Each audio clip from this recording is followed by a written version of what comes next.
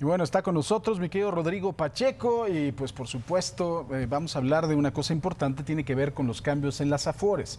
Lo dijimos desde un principio, este sistema no es que esté mal el sistema, sino lo que no da es la pirámide poblacional para que se alcance a ahorrar lo suficiente para que esa persona se retire con un salario que sea más o menos digno. Entonces, ¿qué cambios se hicieron, Rodrigo? Con peras y con manzanas. Con peras y con manzanas, mi querido Paco, qué gusto saludarte. Y hablaría de tres elementos: las ganancias, las pérdidas y los riesgos que significa este cambio, que es realmente importante. En cuanto a las ganancias políticas, Paco, pues evidentemente, porque no se puede desvincular el tema, Andrés Manuel López Obrador cumple una promesa, algo que había planteado desde el principio, que no necesariamente tenía que hacer porque no es que le esté estallando la bomba de las pensiones en este momento. Por otro lado, y muy relevante también, se descongela la relación del sector privado, particularmente el Consejo Coordinador Empresarial y el presidente, porque ya vimos habilitado ahí a Carlos Salazar en la conferencia.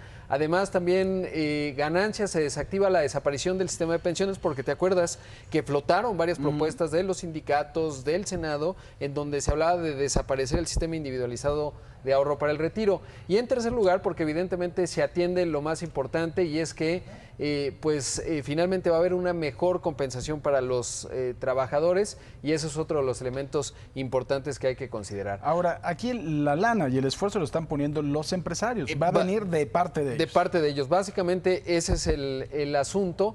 Bueno, y positivo también que las administradoras pues elimina el riesgo de que fueran a desaparecer, que no estaba fuera del escenario. Ahora, ¿cuáles son las ganancias económicas y aquí en qué consiste? Bueno, mejora la tasa de sustitución. Hoy los trabajadores, digamos que se retiran bajo la ley del 97, se van a retirar con el 27%, 30% máximo de lo que están ahorrando. Es decir, si tú ganas 10,000 pesos, pues te vas a retirar con unos 2,700, 3,000, quizás poquito más, porque está la pensión mínima garantizada es del salario mínimo. Y ahora esta tasa de sustitución va a subir hasta el 45% y en algunos casos hasta el 70%, porque hay un subsidio ahí del gobierno. Claro. Luego, las aportaciones de los empresarios, como ya lo decías, pasan del 5.15% al 13.87%. Es importante destacar que no va a ser rápido, va a ser un proceso muy extenso de 8 años, y esto quiere decir que no todos los trabajadores se van a ver beneficiados. ¿Los que se van a retirar desde el día de hoy hasta dentro de 8 años van a seguir igual? Sí, van a seguir igual. O sea, ¿no va a haber una subida paulatina? Va a haber una subida paulatina en los subsidios, en ese componente, pero digamos que no va a transformar sustancialmente la realidad de muchos trabajadores, de una gran mayoría de ellos. Otro tema que sí es todavía tiene más incidencia, es que la cotización mínima pasa en 1,250 semanas, que antes tenías que cotizar, ahora 750 semanas. Son de 25 a 15 años, ¿no? Exactamente. O sea, son 10 años 10 menos. años menos. Es una cantidad importantísima. Enorme, y que pone a muchos mexicanos ya por lo menos en la capacidad de tener una pensión, aunque sea pequeña, pero pensión al fin. Ahora, a mí me parece que es un sistema que debe de ser ideado para que la gente que nos está escuchando entienda que no es que se vaya a retirar y irse a echar al sillón a su casa con el perro y a leer, sino para que agarren otra chamba y que eso pueda ir amasando pues una ronchita, como dirían los clásicos, para el retiro, ¿no? Sí, y sobre todo que hagan aportaciones voluntarias, eso es muy importante, porque el interés compuesto te va beneficiando, así como te perjudica cuando tienes una deuda, pues te beneficia cuando empiezas a invertir o a ahorrar en tu retiro. Y bien importante, además de todo, tiene un gran beneficio fiscal. Eso es clave, se ha hablado muy poco, pero los planes privados, individualizados, en la reforma de 2013 le quitaron la deducibilidad, y otra vez dentro de la propuesta legal o legislativa está que se vuelva a hacer 100% deducible, y eso sería muy positivo, porque genera un gran incentivo para que lo hagas. Sí, es un incentivo para el ahorro y un incentivo país, ¿no? Exacto, es muy, muy importante. Luego, la pensión mínima garantizada, como ya decía, 3,289 pesos, que es actualmente, subiría a 4,345 pesos. Luego bajan las comisiones, hay un compromiso de las administradoras de bajarlas. Habla mayor flexibilidad en la gestión de la inversión que pueden hacer las Afore, siempre se quejan de eso. Luego, ¿cuáles son los riesgos políticos, mi querido Paco? No es suficiente, evidentemente, digamos, va en el sentido correcto, pero no va a resolver, como ya lo decías, no es que vámonos todos a descansar y ya está resuelto nuestro futuro. No, y esto puede generar que se incremente la presión política en el futuro cercano, en 2, 3 años, y que se vuelva a empujar algún tipo de reforma que no sea lo más óptima. Luego, los riesgos económicos, mi querido Paco, es que se encarezca la contratación, porque va a ser más caro, evidentemente, si tienes que aportar más, contratar a alguien, y que se desincentive el darle seguridad social a los trabajadores, porque a lo mejor van a hacer terciarización, tantos esquemas que hay, y eso, bueno, pues es un riesgo que está ahí presente.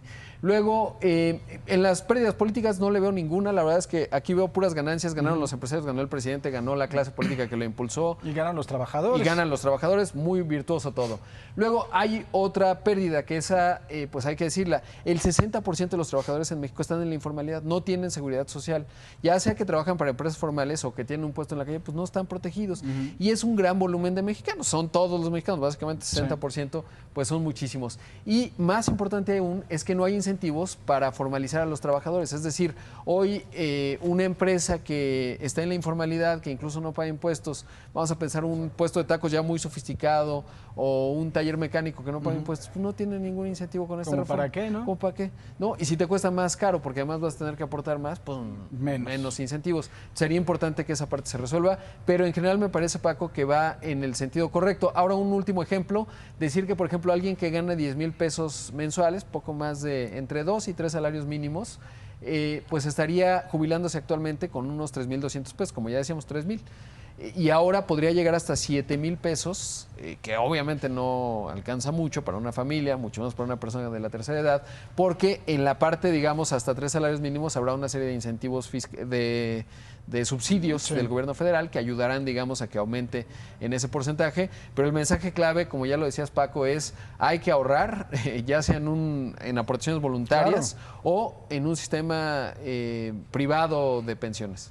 Sí, a mí me parece que de verdad es un incentivo país, ¿no? Porque aquí no tenemos esa cultura, que siempre se dice que los mexicanos vivimos al día y tiene mucha razón. Y se nota en estas crisis, porque tú ves ahora el dato que das de empleo.